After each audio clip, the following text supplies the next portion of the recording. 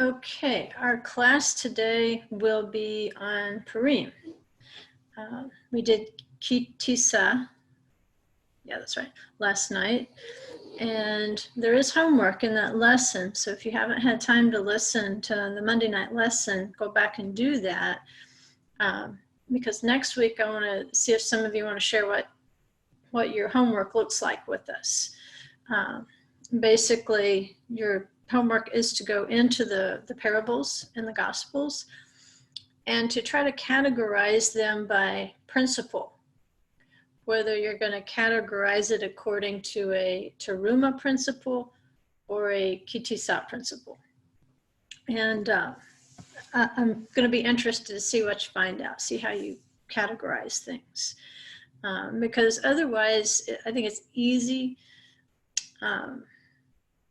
to get distracted if we get into a conversation about somebody about why we keep a particular commandment. Maybe we're keeping more commandments than they are.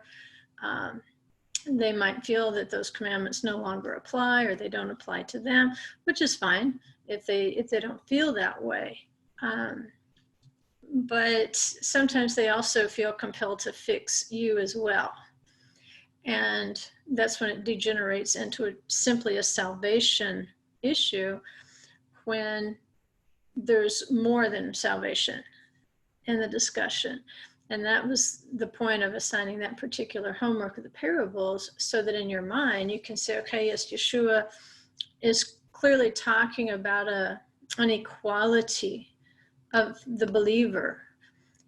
But over in this parable, he's talking more about the investment of the believer, which I would call the teruma believer, the person who just completely opens the heart and according to every ability wants to make that space for the Holy Spirit to come in through obedience. And then there's the kitisa principle, which is everybody's equal. Everybody has to bring the half shekel. We're all the same. And Yeshua told those sorts of parables, where it doesn't matter what time you're hired, you all get the same coin. But then others where the person is invested in the kingdom. And so sometimes having those particular examples in your toolkit, I think it's a really graceful and merciful way to draw people into a conversation past salvation and into discipleship. And Yeshua always did that. He was all about salvation, but he was also about discipleship. And sometimes I think people confuse that not because they're trying to cloud the issue on purpose, it's because they themselves are a little confused about, they've had to reconcile those particular things, and often in a belief system, rather than try to reconcile two things that seem to be different, we'll toss one of them out because we just can't deal with the two things at the same time, when if we really look, there's a rational explanation why there would be two different types of investment into the kingdom. So we'll move on, because of what I want to do today, because it's Purim, and I did make my gluten-free hamantashen. We're going to get together tonight at the congregation. And so got up early today and did that. And I'm also considering maybe some more cookies. I got this cookie cutter. I don't know if you can see it, but it's a scroll, which is pretty cool. I have no idea how it'll look cut out of a cookie, but it might be fun just to experiment. But we want to go back to Purim because I want to address a question that was emailed in last week. Somebody who was reading about Purim and saw the comment where some traditions say that the feast would be done away with in the Olam Haba, in the world to come, except for Esther, Purim. And they thought, well, that's impossible. And my caution with when you're reading rabbinic literature or commentaries, beware of becoming hyper literal, because again, the internet has given you a window in to Jewish sources that you wouldn't have had probably 25 years ago. And so often these things are going to be handed down from person to person. The explanation goes with the tradition that's handed down, which actually gives it the full context. And so, and I gave the example last night of two different traditions concerning who actually caused the sin of the golden calf in this week's Torah portion. And they're two completely different ideas, but each of them teach a lesson about community. And so you have to take them with a grain of salt. You have to take them in context. Sometimes you simply have to take them as a midrash or a teaching lesson that you're not supposed to take it as literally true. Instead, you're supposed to see that it has a spiritual application. So the point today is we're going to do some work comparing the life of Joseph to the life of Esther and Mordechai in the Scroll of Esther, the Megillah. It's a Megillah, it's a scroll. It's not actually a book. And in that, what you're going to pick up is that the 7 feasts are actually in the Scroll of Esther. You're not going to see it, well, you will see, these are the days of unleavened bread. You might pick that one out. But as we go through the clues, as we work through the chart, going back and forth through the clues, what you're going to be able to identify is the 7 feasts embedded in principle, embedded within the narrative, maybe even embedded within the names, embedded within the circumstances.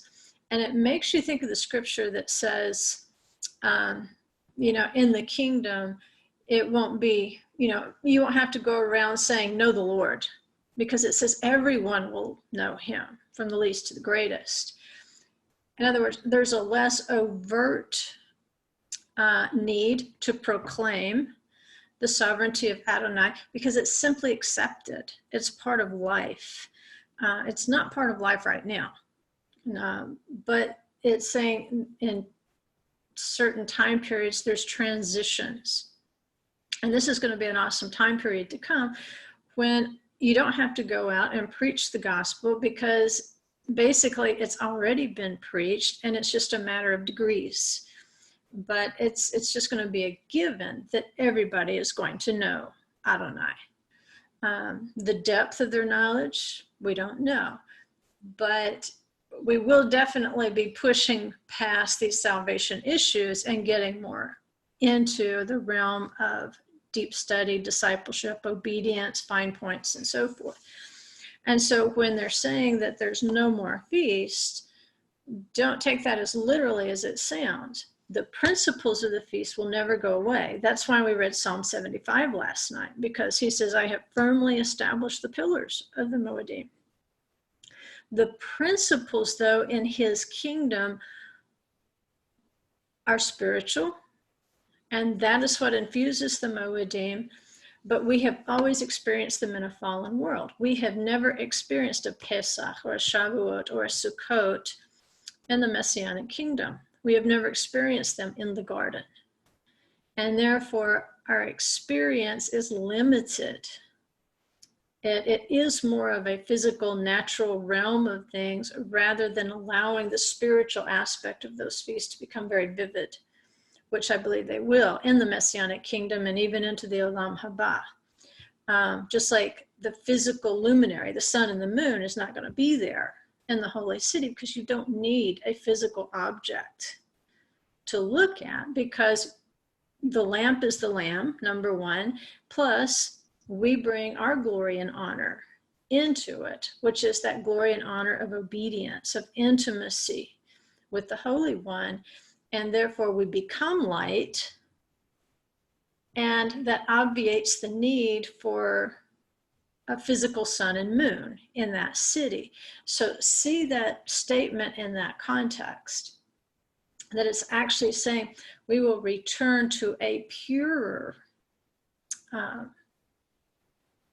celebration of the feast because they will be what we have become. It'll be everyday life, who you are. And it'll be less pointed toward, okay, I have to remember the calendar. Passover crept up on me and I didn't order any matzah. All right, that sort of principle, that's not the way it's going to be celebrated in the kingdom. It's going to be so much a part of you that these sorts of problems just simply won't be. But at this point, we can look at the Scroll of Esther and look at and see how many things are hidden. So even though the sacred name is not mentioned in the Scroll of Esther, we already know, it's implied. If you're reading the scroll, you know who's working behind the scenes. Nobody has to come out and pronounce the sacred name or even write the sacred name for you to know who is in charge of that complete situation and who controlled the order of events in order to bring about a great salvation to the Jewish people. And so in that respect, it's illustrative, again, of those feasts and how they're designed to work. So that's why I wanted for us to work through there. And let's see, okay. We'll preface with this. And if you've ever watched this, probably on HRN, I've gone through this as like a miniature study. But the vows are very much a part of what's going on in the Scroll of Esther, because basically when the king sends out a decree, he's sending out a vow. He's saying, I will perform this. And so that's where the annulment of vows comes into play, and there's a word play that's really interesting. If you don't have a copy of the booklet, you can still get it from HRN, I think, if I'm not mistaken. But we have Queen Esther. She's basically going to appear as a picture of Sukkot, the seventh feast. She's going to appear as the spirit of reverence, which is the seventh spirit, and a type of Shabbat, which is the seventh day. And how do we know that it's going to be all about the sevens? Just like how do we know Revelation is going to be all about the sevens? Well, everything is given in sevens.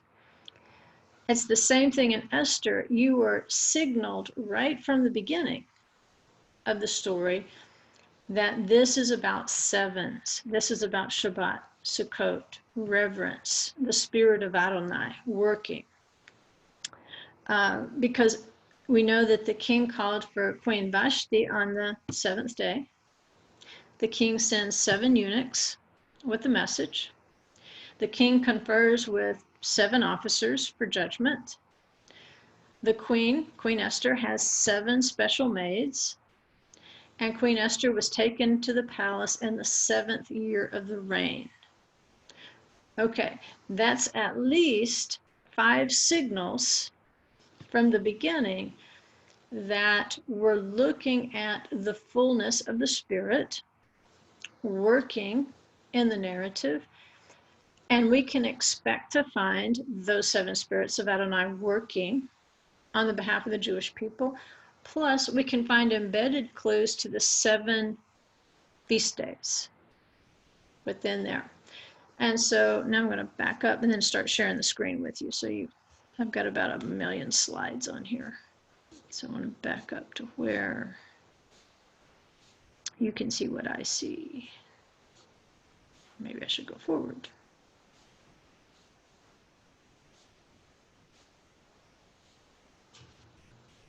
Here we go. Okay. Now, we share.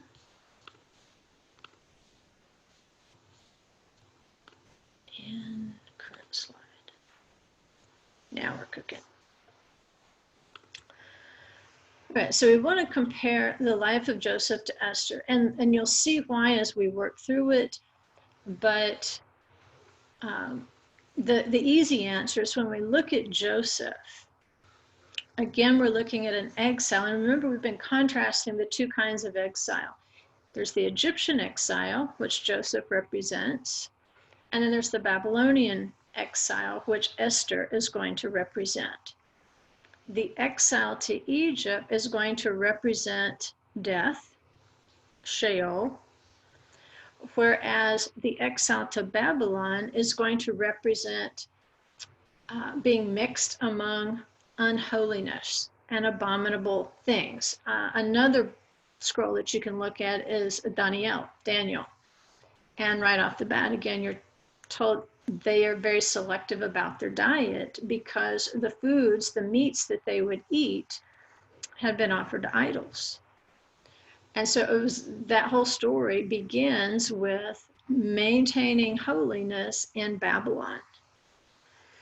Right? And with Joseph, of course, he does maintain holiness for sure.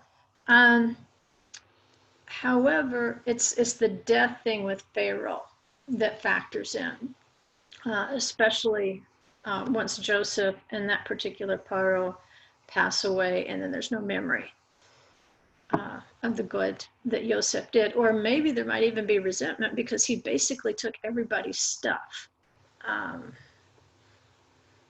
There's another great teaching in that. But anyway, we want to compare the two because Yosef, it comes from Asaph.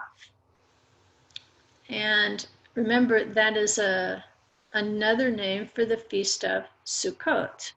Remember, Esther starts off with 77777.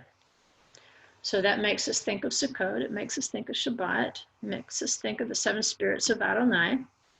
And with Yosef, his very name is going to suggest the Feast of Sukkot, the Feast of the Nations. And so we can compare points of his story with Esther and Mordecai's story.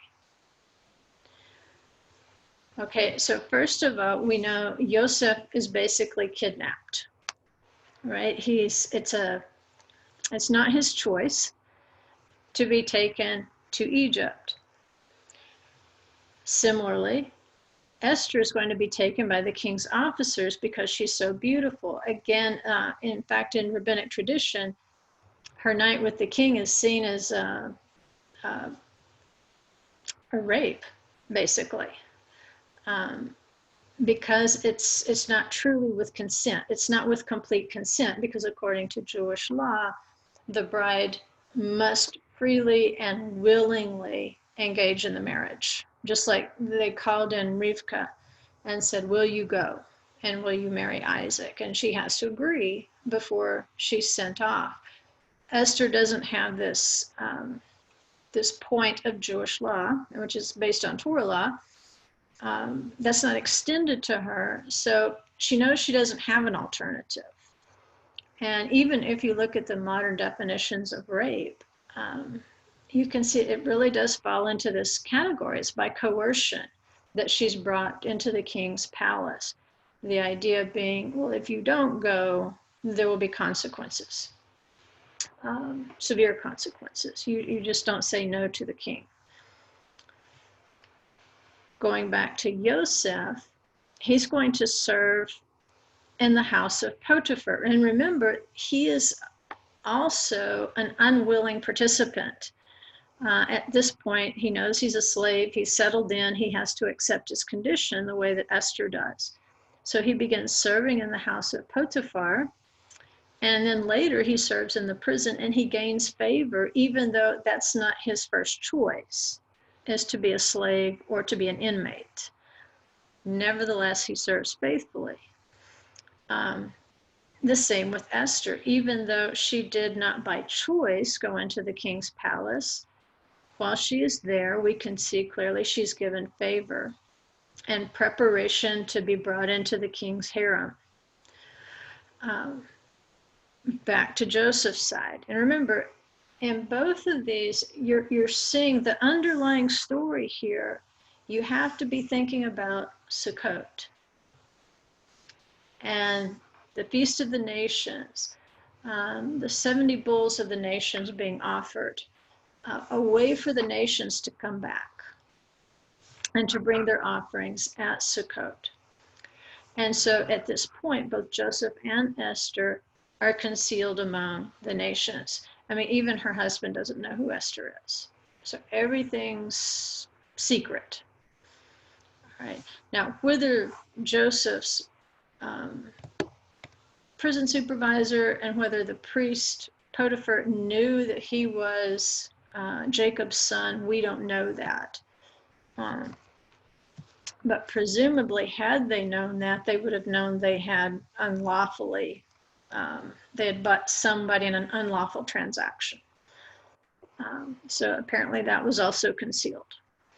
And maybe, again, it was a matter of self-preservation to keep that concealed. We know Joseph was kept in prison just like Esther was kept in the harem. We know that Joseph is actually freed from his prison when he's able to interpret Paro's troubling dreams. On Esther's side, we know that Mordecai actually gains position when the king's sleep is shaken. So the same way that Paro's sleep is shaken, so is Achashverosh's, or Xerxes, whatever you want to call him. I call him a little strange. He is not a good manager of people, but he does have good taste in women. We can say that. Mordecai has this opportunity to be promoted within the kingdom. Remember, when the king's sleep is shaken, he says, well, what can I do for this man? He did something for me. I need to pay him back. And so he's actually allowed to ride around on the king's horse, and wicked Haman, may his name be blotted out, has to run around saying, this is what's done for a man the king desires to honor. And actually the honor that he wanted, he has to give to Mordecai. And so the same with Joseph. He's going to be promoted because of a troubling dream. In both situations, we see changes of clothes, right? Joseph has to obviously shave and to change his clothes in order to appear before Paro. And we get a pretty detailed account of Esther, her wardrobe and cosmetic preparation in order to appear before the king. And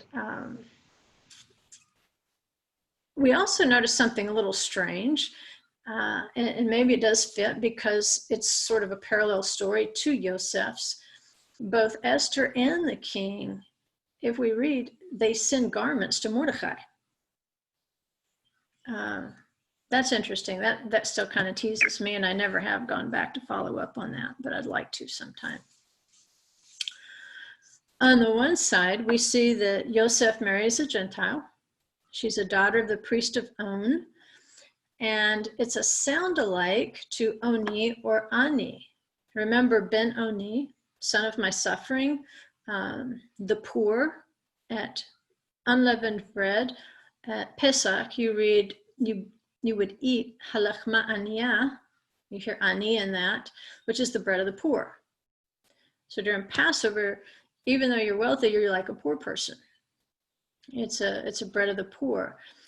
And so there's a connection right there in the story of Joseph between Benjamin's first name, Ben-Oni, which would make you think of the bread of the poor at Pesach,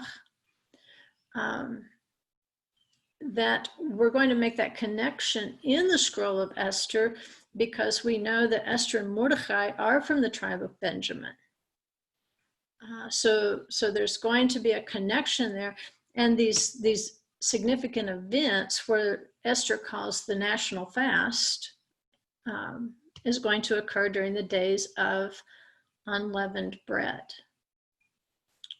And so when he marries the daughter of the priest of On, you can see that there's an intimacy with suffering symbolically. Now, what does Esther do? She also marries a Gentile. He's the king of the empire, and he's actually the king of the whole known world civilization in terms of who's writing the history at that time. His banquet is going to include all his subject nations. It's going to be like a feast of the nations. again, it makes you think of Sukkot. And remember, Sukkot is chiastic to Pesach. If you envision that on the menorah. And they're both a week-long feast plus one. So you've got this hint here to Pesach and who Joseph marries. But in Esther, you've got a feast of the nations. You've got a banquet that makes you think of Sukkot. So you can see how these feasts are starting to be embedded within both of these stories if you know the clues. The average person does not know these clues because they have never kept the feasts, right? And so you can see in this sense why they would say something like, you won't have to celebrate the 7 feasts in the Olam Haba like you do today, because it's one of those things that it doesn't have to be taught at the level it does today. Each of these feasts is intensive teaching time, and each year we learn more because there's so much to learn. But there has become such an intimacy with the feast in the Olam Haba that you would pick up on clues like this without somebody pointing them out to you, without studying them in books and so forth. You would simply pick up on a word. And I think I believe the world's primary tongue will be Hebrew in the Messianic kingdom. Why? So that we can pick up these clues that we miss in our translations. I don't know that we'll lose our own particular language. I don't know that that's what's going to happen, but I believe that everybody will begin to learn Hebrew so that they can become more intimate with the word. Now, when Jacob sees the bloody garment, he believes that Joseph has been torn by wild beasts, specifically. That's what's mentioned, like he's been torn by wild beasts. And remember, the wild beast is one of the 4 altar judgments. It goes back to the Chayot.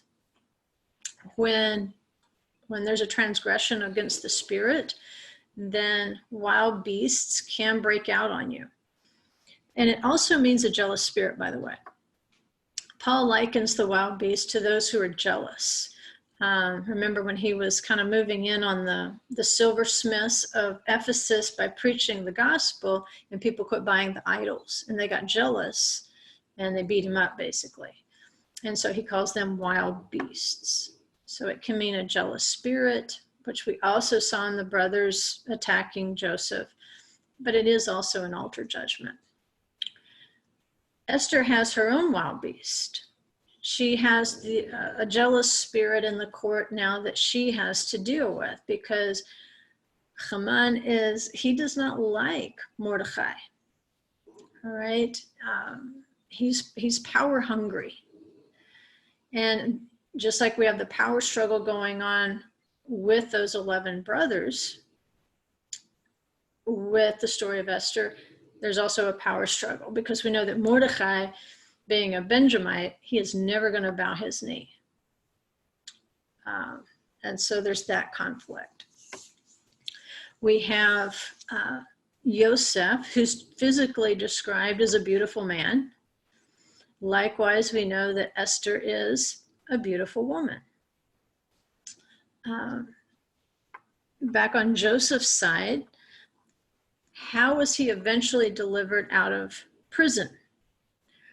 Well, we've got 2 people that are in Pharaoh's court. We have a baker and we have a cupbearer.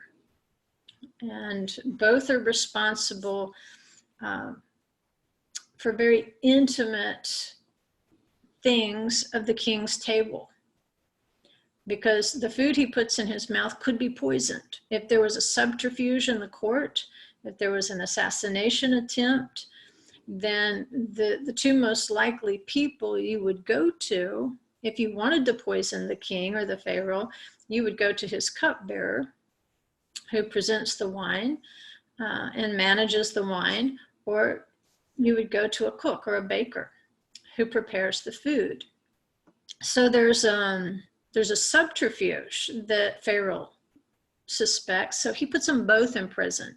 apparently until he does some investigation to find out which one of these people is plotting to kill me. And as it turns out, it was the baker that is found guilty of the subterfuge. He is hanged. Significantly, he is hanged. He's not beheaded, he's not killed with a sword, he's not stoned. No, he is hanged. And of course, the cupbearer is restored. And it's later when the cupbearer remembers Joseph at the time that Pharaoh has the troubling dream. The cupbearer's like, oh, I remember this kid in prison. He can interpret your dream for you. So it's because of the subterfuge that the stage was set for Joseph's eventual being sprung from prison. But see, had the cupbearer remembered at that time, had he gone out and Paro says, oh, you're okay, it was the baker trying to kill me. And the cupbearer says, oh, by the way, there was this kid in prison. And I think he's a really good kid, and I think he's innocent. And let's say Pharaoh said, well, okay, we'll let him out. All right. Had the freedom occurred at that time, then Joseph probably wouldn't have been in a position to have been promoted to second in the kingdom. We don't know. I mean, it still could have been arranged, but by keeping him in prison that additional time, he basically went from prison to second in the kingdom. Now, Mordecai, some of these events that are set up in Esther, they're likewise critical to the timing of the story. We know that Mordecai saves the king from an assassination attempt. Now, had he been rewarded at that time, then it wouldn't have had the same impact as when the king's sleep is troubled and he calls I can't sleep, I'll read, or I'll have somebody read to me, and I understand, if some of us want to go to sleep, we read a certain type of book and it puts us right out. But that's what the king does. He calls them in to read, the records. And that's when Mordecai is mentioned. He says, well, what was done for this guy? He says, nothing.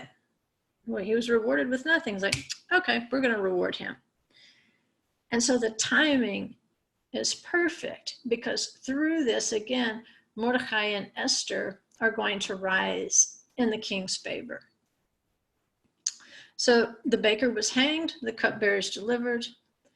In the inn, Haman is hanged, but Esther, and remember how she does this is very specific. It's not a normal banquet. It's a shoteh. And lishtot means to drink wine specifically. Basically, it's kind of a feel-good, get-drunk sort of affair. And the oddity is that she did invite Haman, which had to have been on the king's mind, perhaps why his sleep was troubled. How does she know this guy? Why did she invite him and not just me? I mean, if she wants to party and drink wine, then why this guy?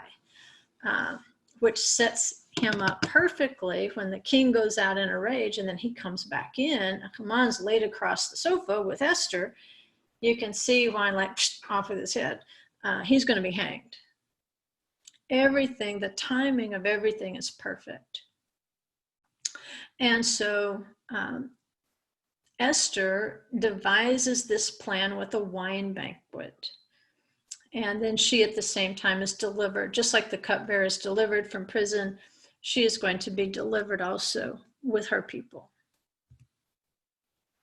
And again, if you think of wine, think of Sukkot. Because at Sukkot, you bring the first from the wine vats. Right? So we're still getting hints here to certain feasts. Now, the cupbearer's dream, if you'll remember, it was of 3 tendrils of grapes, which he squeezed into Paro's cup. And Joseph, I believe, interprets that in terms of 3 days. He says, in 3 days, this is going to happen. Likewise, Esther prepared the wine for the king and Haman on the 3rd day. But she didn't reveal her identity and the plot until the fourth day. She has a second wine banquet. So there's 3, no, 4, because remember, 3 is a number of resurrection, but 4 is a number of authority. And so she has both a third day and a fourth day banquet. That again is going to make you think of first fruits, which is the third feast. Or there's going to be new life. Or it's not actually in terms of the Gimel, the third letter of the Hebrew alphabet, it has more of the sense, not of full-blown resurrection, but just like you can see it starting to sprout out. It's like the initial stage of something like that. And you can get that picture. Gimel, which is the third Hebrew letter, is the same root as Gamal, which is a camel. And when you look at a camel, you think, well, why would a camel be named a Gamal? What does that have to do with the letter 3 in resurrection? But understanding that it means a stage of fullness at the point of bursting forth. When you look at a camel's hump, it should remind you of a very pregnant woman, a huge hump. And so you know that birth is impending. It could happen at any point. There could be new life. There could be a new birth. And so, again, you've got the first fruit of the barley. You can see this ripeness. This is the very first evidence. And then this fullness is about to come in. But then as we look at the fourth day, it switches to the first fruits of the wheat. And it has that sense of spiritual authority. And so we know the baker's dream. He had a dream of 3 baskets of baked goods. But again, he's hanged in the same way that Haman is going to be hanged. Cupbearer is going to be restored. There's going to be new life there after 3 days. And then he is restored, I would say on the fourth day, to his former authority as the cupbearer. So each dream is going to represent a 3-day period. And then you've got a symbol of Sukkot, which is the grapes, and the baskets. All right, he doesn't just say there was bread on my head. He says there were baskets on my head. Baskets are typically associated with the Feast of Sukkot because you make a particular recitation at Sukkot when you set down the basket before the priest. And so we have a baker with a 3-day dream. We have a cupbearer with a 3-day dream. But the symbol there of resurrection is going to be found in the Sukkot symbol, Sukkot, and the baskets. And we know that this time of fasting for Queen Esther and the Jewish people is going to take place during the days of unleavened bread. And again, it is chiastic to Sukkot. So it's taking in the entire time period of the feast by symbol. We know that Joseph, at first, he put his brothers in prison for 3 days. He basically was giving them a resurrection message, a hidden message of resurrection. Esther has the Jews fast for 3 days. Why? Because they need a resurrection. They basically just received a death decree. We know that in his plan, Joseph planned a banquet to set up his brothers, to expose their evil so that they would admit it, so that they could be reconciled, so that they could be restored as brothers. Esther plans a banquet to set up Haman and to expose his evil. Right? In the process, it does draw her closer to the king in terms of the family relationship, and it strengthens her relationship with Mordecai because she and Mordecai are basically ruling together as second to the king by the end of the scroll. We know that Joseph, it says he wept bitterly when he saw Benjamin. And at that point, where, the brothers have said, if anybody has this cup, let him die. And now he lays eyes on Benjamin and he has to weep because he realizes Benjamin is under his brother's death decree.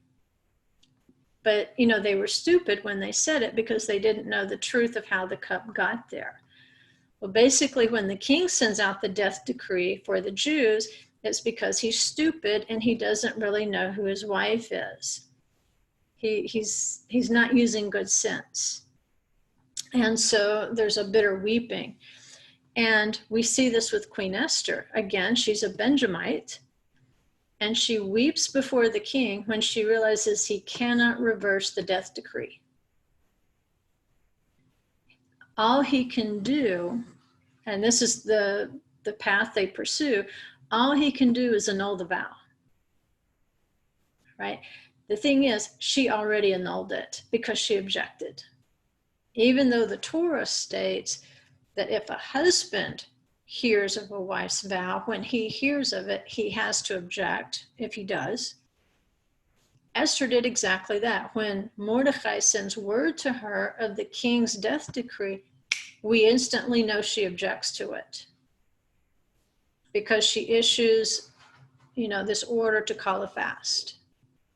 So even though it takes her a few days to go and confront the king about the decree and to work out this plan of the wine banquets, we don't have to wonder when she hears of the vow, when she hears of the decree, she objects. And then later when she goes back and he's like, you know what, I can't take it back. She has already made actions toward annulment according to the Torah. Now, and then that's the path they pursue. He sends out another decree, which can't reverse the first one, but it can annul the power of death in it. And basically, the Jews prevailed as that progressed. We know the sale of Joseph into slavery was the result of jealousy. It goes back to the plague of wild beasts.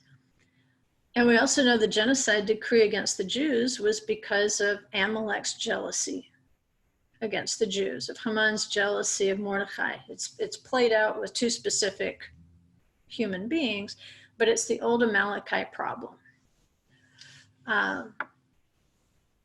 When Jacob finds out, he has to send Benjamin to Egypt in order to get more food, in order to retrieve the missing brother. He says something very specific. He says, if I am bereaved, I am bereaved. It's kind of it's one of those statements, you're not going to find that a lot. It's not like behold, you're going to behold it every other verse. This is a pretty unique statement. But another place you can find a similar construct, not so coincidentally, is in the Scroll of Esther. Because when she finds out she's going to have to go to the king without an invitation, which could be a death decree, she uses a sentence with a very similar construct. She says, if I am lost, I am lost. And a lot of times it'll translate out, if I perish, I perish. But it's basically, it kind of loses the strength of what she's actually saying. If I am lost, I am lost. If that's what happens. So when he uses that, when he says, if I am bereaved, bereaved being the verb, he uses it twice, shakolti, and that literally means to lose a child. His phrase begins with the Hebrew word ka'asher, shakolti. All right, and each one is phrased in the first person, past tense. The only other time in the entire Bible where you're going to see ka'asher appear alongside a doubled verb conjugated exactly that way is when you hear Esther say, Ka'asher avadati avadati. And when I say, if I perish, I perish, it's so King James, you kind of lose what she's saying. You already know that Egypt is lost. Remember them saying that to Paro. Do you not know that Egypt is lost? Avda. And that's where we get Abaddon, like Sheol, hell, Gehenna, whatever words you want to use for it. But it means to be dead, in the realm of death. And this is exactly what Esther says. If I'm dead, I'm dead. All right? But it's in the past tense. If I died, I died. Right? Jacob saying, if I was bereaved, I was bereaved. Right? So he's doubling there. It's like he's saying, I lost Joseph, I lost Benjamin. And Esther might be signifying two types of loss here. All right? That's something to think about. We know that Joseph is elevated to second in command to Paro because of the failure of Paro's fortune tellers and his advisors. We know that Esther is made second in the nation because of Vashti's failure to appear, which displeased the king. We know that Paro's dream is about famine, one of the altar judgments. We know that the king's sleep in Esther is shaken so much that he is reminded of a murder plot against him, which is an altar judgment of the sword. Remember, there's 4. There's going to be famine, plague, altar, and wild beast. So both of them, part of the plan was sleep being shaken concerning an altar judgment. Joseph hides his true identity from his brothers, and Esther hides her true identity in the palace. Joseph, he does devise a plan for unification and salvation among the brothers. Esther likewise is going to devise a plan for the protection of her nation within the Persian Empire, the Babylonian Empire, and their salvation. And remember, she said, Avadati, Avadati. Basically, she's seeing herself as the lamb, willing to give her life, if necessary, for the salvation of the nation. Joseph is made second in to command with Paro, and he's specifically given horses, robes, jewelry, including a signet ring to administrate the power. Esther is second to the king, along with Mordecai, and they're given horse, robes, jewelry, crown, and a signet ring to administrate between the two of them. And by the way, when we look at this royal regalia, such as the horses, the robes, the signet ring, and so forth, you need to associate that with the fall feasts. Remember, the spring feasts are for the poor. The halachma aniyah, the bread of the poor, unleavened bread.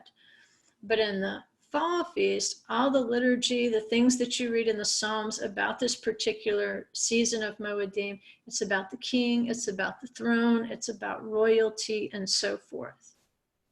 So embedded here, again, we're getting clues as to the fall feasts. We know Joseph is given a different name when he lives in Egypt. His real name hints to Sukkot. Yosef from Asaph, the feast of Asif, which is Sukkot. We know Esther is given a different name when she lives in the palace, but her real name, Hadassah, hints to Sukkot, because remember, when you keep the commandments of Sukkot, you have to have a lulav. And one of the branches of the lulav is the Hadassah. And so you can see how the feasts are so organic in these narratives. Hadassah, yeah. Sukkot. That's what it's talking about. So at this point, hopefully you're seeing how well in the book of Esther, I'm naturally picking up on these different time frames of the feasts. Now I see it's embedded in there, and nobody has to really hammer me over the head with a lulav. I already get now that Hadassah is a part of the lulav. And that's what happens in the Olam Haba. You are so familiar with the principles of these feasts that they're just much more organic. You're way past checking off boxes to make sure that you did everything right. You're truly in tune with the spirit of it. We know in the story of Joseph, he gives Judah the opportunity to become a deliverer and to become a substitute sacrifice for Benjamin. Judah in place of Benjamin, and Judah agrees voluntarily. It's turnabout in Esther,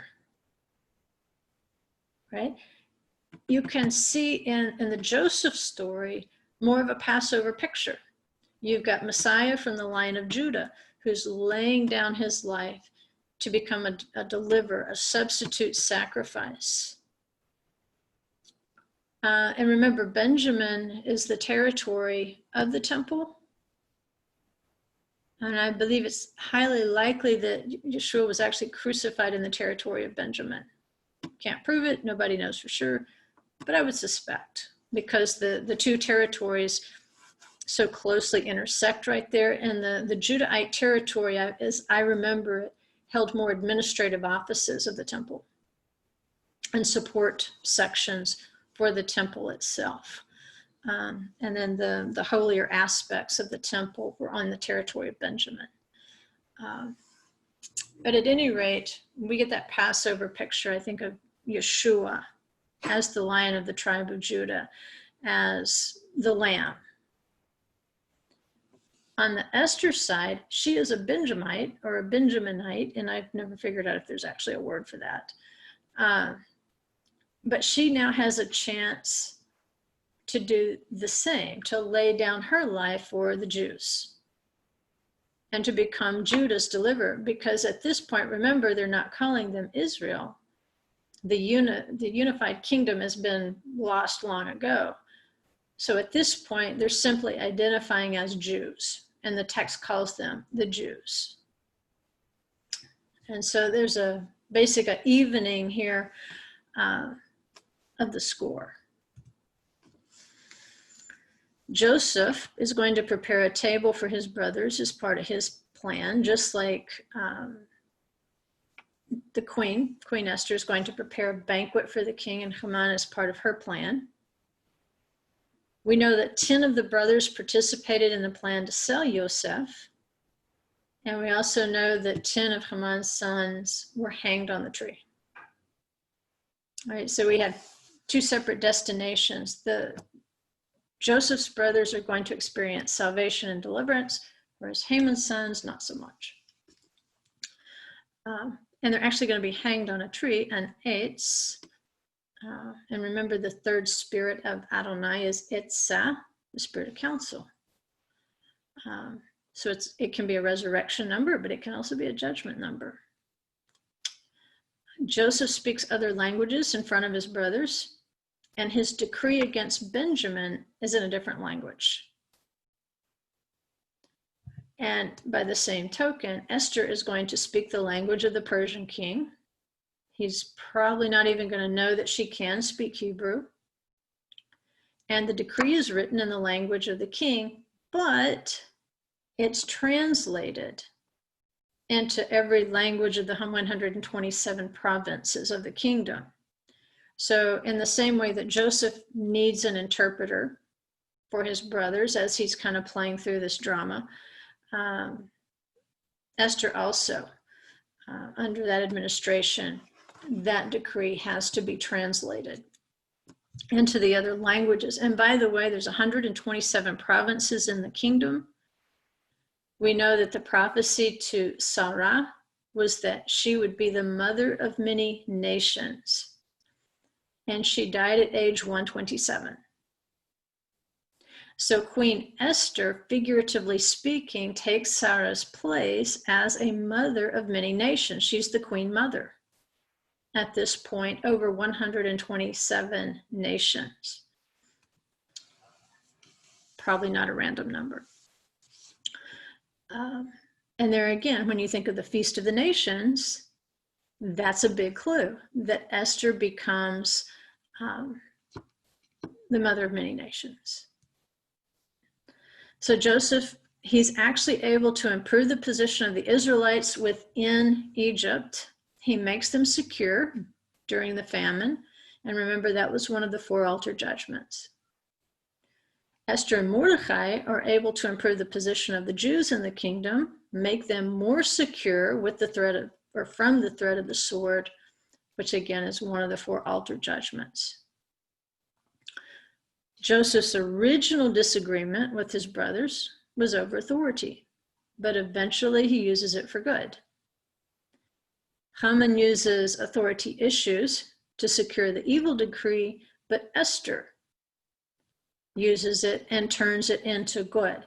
The end result of this evil is that the Jews were actually put in a better position, a more secure position, and they actually had more influence over the kingdom. Instead of being wiped out to where they would have none forever, instead there's a lasting influence over the kingdom, even in Daniel. We know that Joseph is remembered for a good deed done 2 years before while he's in prison. And again, the timing of this, it had to be perfect. We know that Mordecai is remembered for a good deed possibly done years before. I would suggest maybe it was 2 years. Maybe it matches exactly. I don't know for sure. We know that Joseph is going to work alone in his plan to unite Israel's children. And we know that Esther is the one directing the plan. Mordecai is in on it, and eventually the king is in on it. But it's going to be Esther pretty much running the controls of this as to how this plan of salvation will work, not just in an immediate sense, getting rid of the plotter, but in how the whole thing is going to play out, even into affecting rabbinic law. The laws of the Jews concerning the celebration of Purim. It was by her words that these things were going to be established. So Esther is enabled to rule. She has the signet ring of the king, so she rules with him, and she is actually responsible for uniting Judah spiritually. So Joseph unites Israel's children. Esther's going to be able to unite Judah in a spiritual sense within an empire, even though, like in Egypt, they're in exile. Yes, the Jews are in exile in Babylon, in that kingdom. Nevertheless, she's able to unite them, and it allows them to continue keeping their own laws, which was Haman's big objection within this exile. Judah is going to plead for Benjamin to Joseph, and he's going to use, again, specific language. He says, "How could I bear to see the terrible fate that befalls my father, should he not bring Benjamin back?" In other words, he says, look, if I can't take Benjamin back, I don't want to go back. Take me. Spare the boy, but take me. Esther is also going to plead for Judah when she goes back to plead for the king to reverse the decree. It's one thing to take care of Haman and hang his 10 sons, but how do you rescue a people who are under a decree that cannot be reversed? And she says something similar. She says, "How could I bear to see the terrible fate that befalls my people?" And with the exception of a single syllable, Esther's words are a direct quote from Judah's. And it's even that different symbol is a sound alike, where Judah says, my father, which is Avi. Esther says, my people, Ami. That's the only difference in the two questions. Judah asking that concerning Jacob, his father, and his brother, and Esther saying that concerning her people, the Jews, Ami. Right in the middle of the story of Joseph, we have a smaller one planted in there. It's the story of Judah and Tamar. And he gives her emblems of his authority, the cord, the ring, and the staff. And those three signs, remember, were what verified Tamar's righteousness. And through that, the sons and the seed of Judah continued, because without that, the seed of Judah would have been cut off. Twice we see in the Scroll of Esther, the king is going to extend the scepter, which is the king's staff, to Esther. And what that meant in ancient times is that she is under his protection. So in the same way that Tamar has these three symbols of Judah's protection, see, he can't do anything to her. When she produces the cord, the ring, and the staff of Judah, he knows that he has guaranteed her protection, even if he didn't understand what he was doing at the time. So in the same way, the king did not know what evil he was doing at the time with the decree. By extending the scepter, he basically says, you're under my protection. Nobody can hurt you. And he also gives her, remember, the house of her enemy and his signet ring to write with his authority, to make sure that the sons and the seed of Judah continue. In other words, to write an annulment of that vow, to write an annulment of the decree, not that it could be reversed, but that the Jews could defend themselves, which not only annulled it, it actually turned the tide back the other way. So if people were attacking the Jews, they actually suffered the loss. And in that way, it was actually more than annulled. It was annulled and then some. And so there you can see Yom Kippur, that there's an essence of the annulment of vows occurring in this story.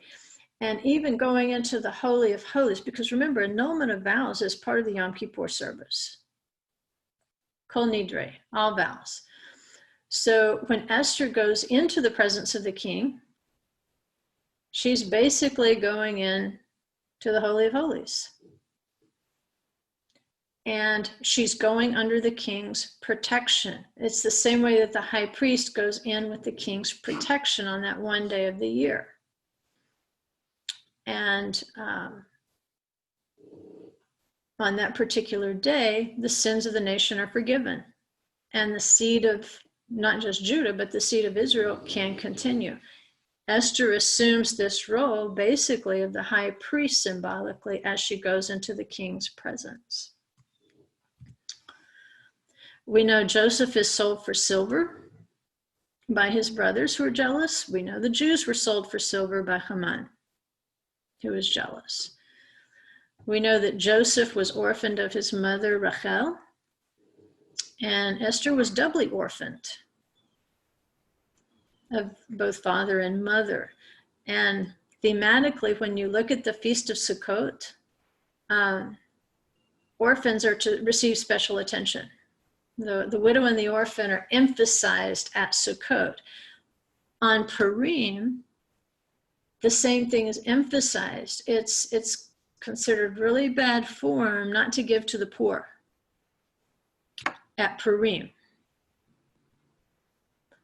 And so again, there's that element of Sukkot there. And remember what the sages say, if at Sukkot, remember you set the place for the 7 Ushpizin who are going to come in as guests. Well, we know they're not physically going to come in and eat that food. The idea is for you to take that food and to feed the poor, to invite them into your sukkah. And the sages say, if you've not done that thing, then you have not actually fulfilled the mitzvah of Sukkot, because Sukkot depends upon your treatment of the orphan and the widow and people who are poor. And in that sense, you can see why it's chiastic to Pesach. It's the bread of the poor. You don't leave that identity behind. You have to maintain humility of spirit. And part of that is taking care of the poor and the orphan. So when Mordechai takes Esther in, taking in this orphan, that's also the spirit of Sukkot that is emphasized at Purim. We don't need to do this. This is actually the difference between the male and the female child when the seed is sown. It'll be on the video if you want to go back and take a look at it. But the idea here is you kind of have this juxtaposition between Joseph and Esther. And that's what it says in Joel 2:28. I will pour out my spirit on all flesh. Your sons and your daughters shall prophesy. Your old men shall dream dreams. Your young men shall see visions. Even on the male and female slaves in those days, I will pour out my spirit. And so I think in Joseph and Esther, you get a glimpse of that spirit being poured out. That the spirit does not discriminate based on gender. It doesn't discriminate based on your age. It doesn't discriminate based on your position in any community or society. It's just poured out.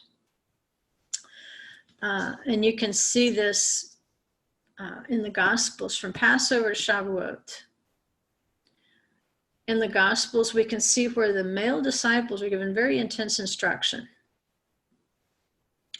Especially as you're looking at these days between Yeshua's resurrection and when the disciples actually stayed in Jerusalem and received the Holy Spirit. We see the male disciples getting this very intense instruction, and the women are much more hidden in their relationship to Yeshua and his ministry up to this point. They're typically seen just in supporting roles, very traditional. But in Acts chapter 2 at Shavuot, that's a fulfillment of Joel. That's what Peter says. It's that specific prophecy being fulfilled. Because why are they amazed? Only because they're hearing the gospel proclaimed in their own tongues? Or only because they see the sheens of fire resting on the head of the disciples?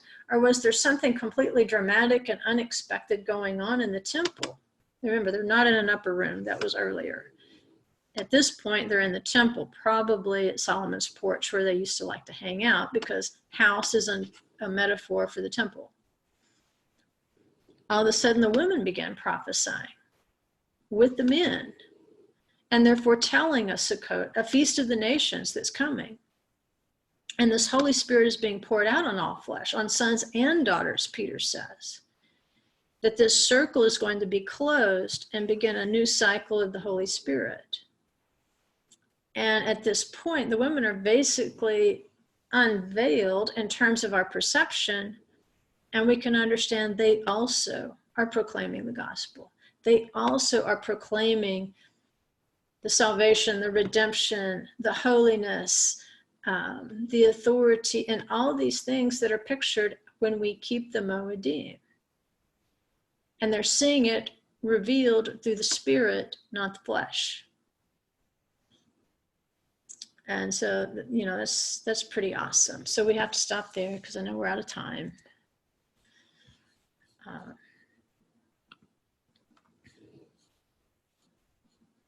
But I hope that helps you a little bit in terms of why would they say something like there's not going to be any feast in the Olam Haba. That's a hyperliteral statement, but just take it in the full context. That, the Spirit really is so hidden right now, like in the days of Queen Esther. The work of Adonai really is hidden. We look around and we say, well, where is God? Where is his Spirit manifest? Now we know it to be manifest because he manifests himself to us personally. Each in our own way, we relate to him and we know that he's real. We know he's in charge. even when it looks like death is at the door. We know that. But to those who are perishing out there, who are truly perishing, his presence is concealed. And so in the world to come, there's going to be a reversal of that presence will be manifest. And, it's almost, I think sometimes this caricature, and I'm not belittling the keeping of the feast now, don't take it that way, but we so overdo our feast observance sometimes because we are in a learning process. But the more we do it, the more intimate we become with his spirit, then I think the more organic and natural that observance becomes, because it's the light we are becoming, not the light we are learning. But you have to learn the light in order to be the light, right? Or you might learn the wrong thing. And so we learn Torah in order to become light, to become that luminary, until we can be transformed to the point that it's not a matter of such hard conscious effort. It's just, this is what we've become in our walk with him. And I hope that makes sense. Sometimes it makes sense in my head, but not to other people, but I hope that makes sense.